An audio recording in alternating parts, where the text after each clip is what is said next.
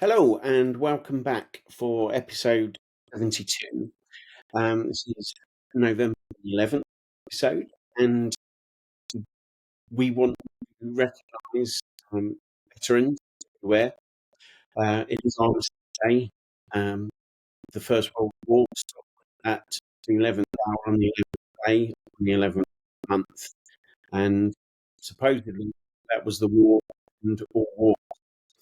It brings in a lot of subjects that we have spoken about many times.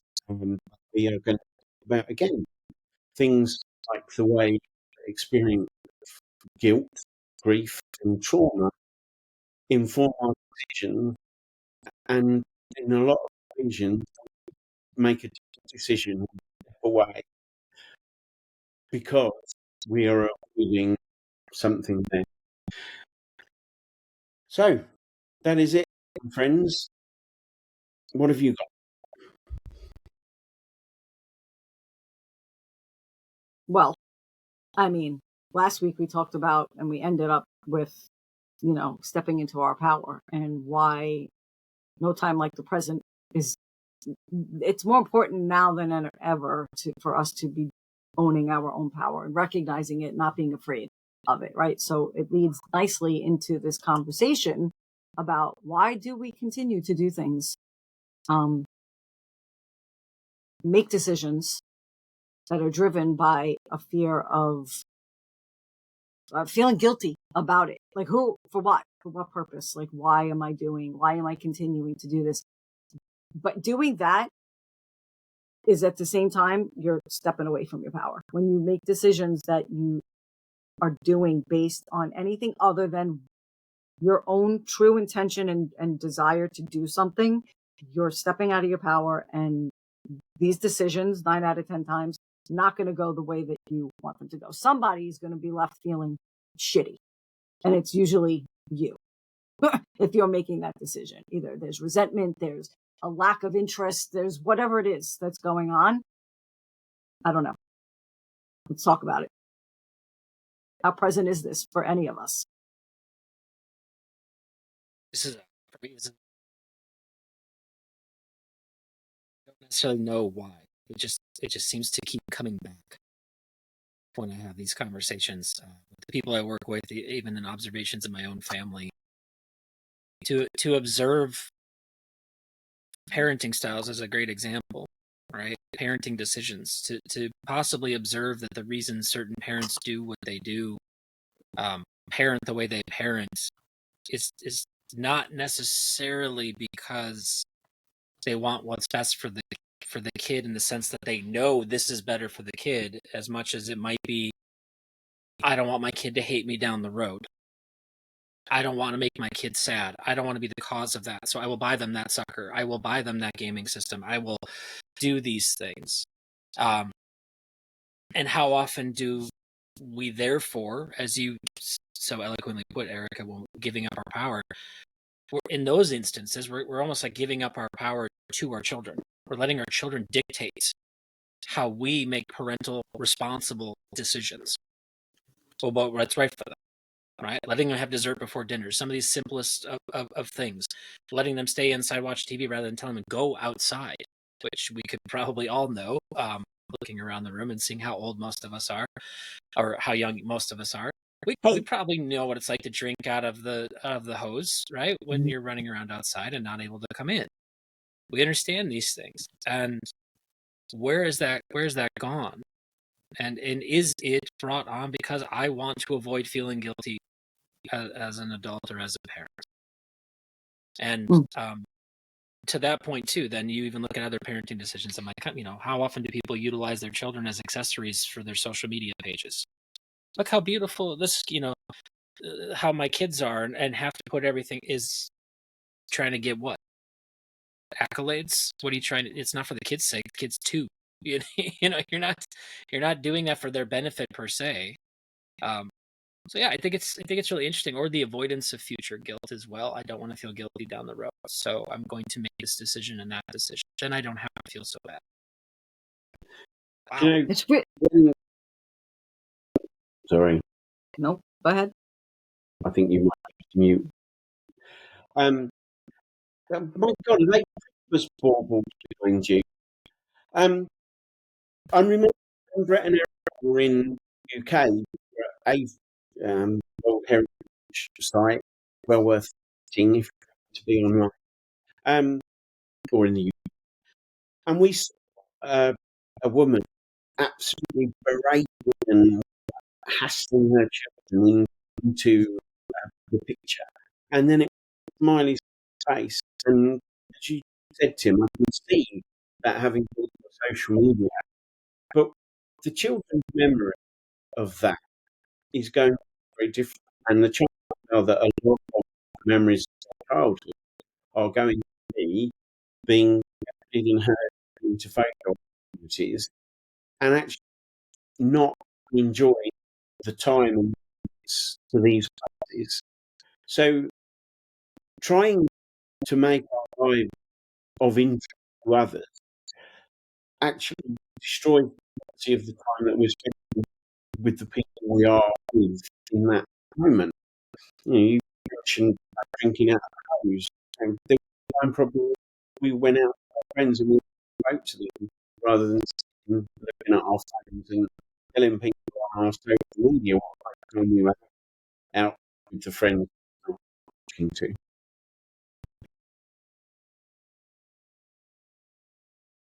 I hate your speaker is not working properly because it's like it's so choppy. But I mean, I'm picking it up. I'm sure these guys are too. I hope our listeners can pick up what you're saying. And Tim, I didn't mean to hijack you. You're perfectly fine. Alec, you just made me think about how the story we tell, how the medium has changed. If you used to go to a play or a fancy restaurant, you could then tell the story to people. Now you snap a picture of your plates, and you snap a picture of the poster, the marquee outside, and share it. And then how often do you go tell people, oh my gosh, this was great, this was amazing? I mean, do you even endeavor to then go tell those stories? Or is it, I already told it. All right, I already told it in my own strange way, put it up for everybody to see, and I don't have to tell it anymore. So now when we get together, what's the point of even getting together? Because I got nothing new to tell you because you've already seen everything. So it's just, and I know that's not on topic, but you made me think about just the medium in which we tell the stories of our experiences in our lives and share them, and then we don't have them to tell anymore. Continuing on, back on to what Tim was saying to our original, why do we do things? Why do we do what we do, right? Why do we make decisions? And Tim brought up an example about parenting and how people, some parents will do things because they don't want to feel guilty. And I'm over here thinking, wait a minute, I think they're already feeling guilty. And that's what's informing their decision making and making them do certain things. The boundaries that have to exist in all relationships, especially in parenting. I didn't learn that until way, way later than I needed to know that boundaries needed to exist in the way that what I know about boundaries to be. Not in I'm the parent and you're the kid boundaries. That's not at all what I'm talking about. Just my own. I needed to have a set of boundaries around how I wanted that relationship to go. But I do think that a lot of parenting decisions, I'll speak for me, younger, I was already equipped with a fucking full backpack of guilt that made me do certain things, right? And show up in certain ways. So I also don't think that those of us who come to parenting without that already packed guilt make decisions. I'm not sure that it's the guilt that they're trying not to feel or the discomfort of a kid who's not happy that they don't want to deal with. I think there's a slight nuance difference in there between what informs our decisions, specifically for parenting. But if we're opening this up, because not everybody has a kid to relate this to, why do we make decisions? Like what role does guilt play in all of our decision making? That's the bigger general question that I'm wanting to see if we can circle around a little bit.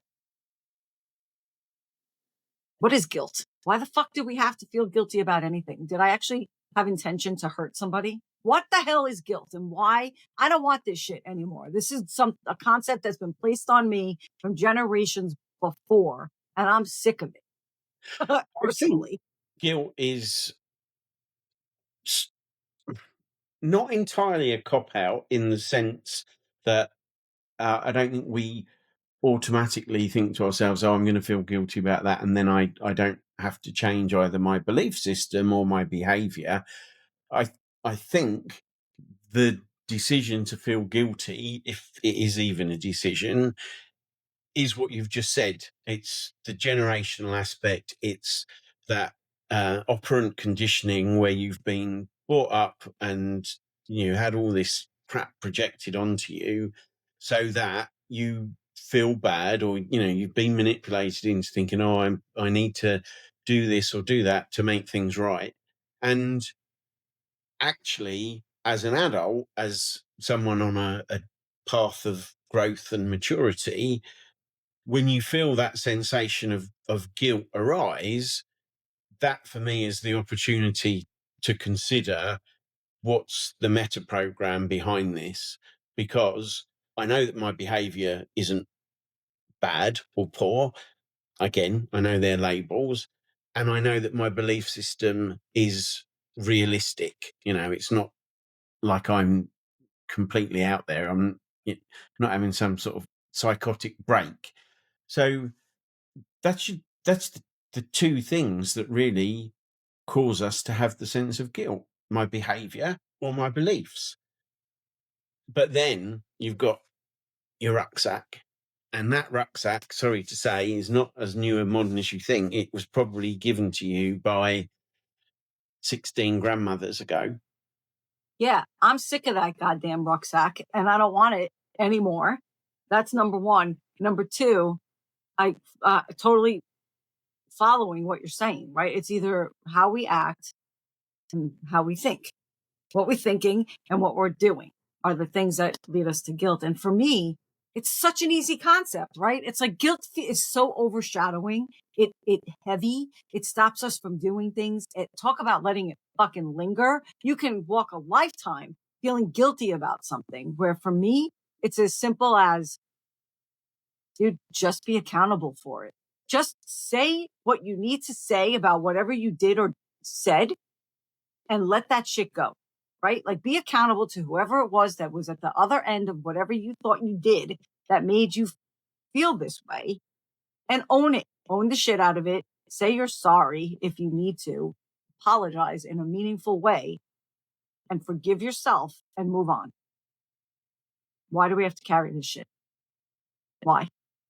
Okay, so you brought up saying sorry and apologizing, and if you know me well enough, you know that that's definitely something I brought up plenty of times, which is first off the notion that if you've grown up and you've never been apologized to and have received that healing sensation of somebody apologized to me, wow, I feel better. You may not understand the power that you have to with your apology that you deliver onto somebody else. So that's one thing. The other thing that you made me think about here is, and even though she was younger, I remember my oldest when she was younger. If I said something like you should go apologize to your mother, her comment actually as she got older was, "Well, she's not going to accept my apology, so why should I apologize?" And to start to recognize that maybe that's one of the blocks, right? Because first off, you're missing the point of the apology there, right? You're missing the foundational point of why you should apologize. I started to realize as a parent that even though it's a very common thing for a parent to tell a child, I think you need to go apologize. Um, if the child is not repentant, if you will, right, as they get older, does an apology mean anything? Apart from those things. And then the last thought I had, Erica, for you, sorry, I'm going down a list here, but maybe we do need to differentiate the difference here between guilt and shame. If there is a difference in those at all. So as you were speaking, to me, guilt felt a little bit more of that personal disalignment with our values, with who we want to be and how we want to conduct ourselves. Shame sometimes feels a little more external, right? Like the societal pressure or the societal judgment that comes on us because we're not doing this or we're not being that kind of parent or those types of things. So I wonder if those are separate or if we could merge those together as we've been talking about these, or if they're two different perspectives. This is wild, this conversation. Again, I say this pretty much every fucking time we record, but this is a whole nother topic. Like, this is just a whole, for hours, I think I could talk about this. So I personally, to your story about the apology thing, right? As I'm listening, I'm sitting here and I'm thinking apologies and forgiveness, the two big things that we ever have to do in life to resolve anything that goes on, have nothing to do with anybody but us. We don't do these things for anybody else. I'm not apologizing if I do something to Brett or say something or act in a way. I don't apologize for his benefit. It's acknowledge. It's a two-part thing. Like, it's first, it involves me having to acknowledge and be aware that I may have done or said something that hurt him. That's the first thing. So in doing that, he's being seen by me and I'm acknowledging, but then I have to decide that it's a choice. It's a full on action that you take to either apologize or forgive. And then it's all about me because I need to clear myself of this. It's up to me to do that. It's not up to them. And it doesn't matter if he accepts it or not. That's not in my control. I still need to deliver the apology or the forgiveness so that I can move on from it, so that I don't have to carry this shit around. As far as guilt and shame, I feel like guilt is, we all know it. We all know when we do something or say something, like Alec just said, you know, when you do or say something that you shouldn't have done, because it sits, you feel it, right? If you're not a psychopath, you feel it. Otherwise, I don't know what to say. Shame for me is internal. You said it was like external. I feel like it's an internal job. In my personal opinion, is it comes from the external of feeling judged, but then shame is that level deeper where I'm just continuing that judgment on myself. So it's an internal gig that I have to come to accept myself for whatever it is that I'm feeling judged about. So that's all I have to say. I've very similar thoughts, Erica, that taking it away from a parent saying to a child, I think you should apologize, because there's obviously a learning element in there. But if you took that to a Facebook post, let's say, and you had 100 people saying you should apologize, I suspect most people would be saying, I've got nothing to apologize for, and I stand by what I said. It's not, I don't actually care that much what your opinion is. It has a level of importance, but not to the degree that it's going to alter my beliefs, not if they're well held beliefs. So in fact, changing because other people say you should do something different is actually the complete opposite of learning that moral compass. And yeah, I'm a little bit the same with shame, certainly with Trim, when we talk about blame and shame as parts of the precursors to the potentiality of an ongoing psychological disturbance. Shame is very much what you're feeling about your role in the trauma. Blame is what you're projecting to whoever else was involved, perhaps. But that point you made, Erica, is, again, it's about the picking up, whether it be guilt or shame, or, if someone's judging you, you have to take that judgment and internalize it and probably agree with it, or else you wouldn't be having the shame around it. So, I mean, it's fascinating the the number of different pressures. I mean, you think about, Einstein, or it might have even been Newton. Don't quote me, I'm not a scientist, but an object at rest will remain at rest until an external force is put upon it. So if you think that our natural condition should be peace, then it's not until something external plays upon us that we then get a reaction.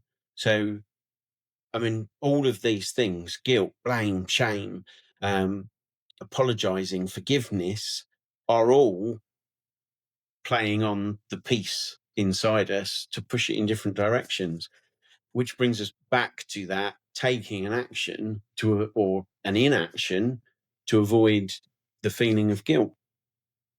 I think I've shamed Brett into leaving. I was going to say, Brett, are you there? Oh, there you are. Okay. You have anything to say on this topic? Shame, guilt, apology, blame? So when you have guilt, somebody brings it to you, right? Not acknowledging it, is that what brings the shame?